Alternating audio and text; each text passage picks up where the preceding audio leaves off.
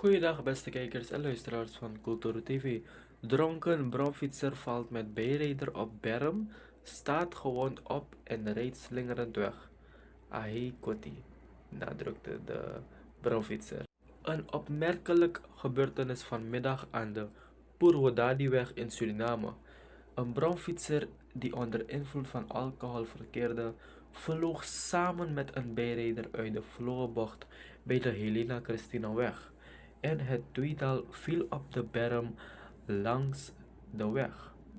Een responsteam van Surkat reed kort na het voorval langs en probeerde de brouwfietser die gewond was geraakt eerste hulp te bieden. Maar de man weigerde. Intussen was de politie ingeschakeld.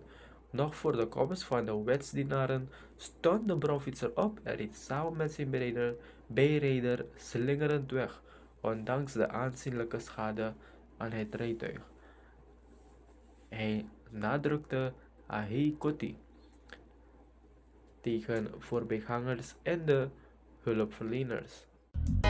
Deki ukrabasi ano sheng, masa pemba ano sheng, begadoti ano sheng na tampumfu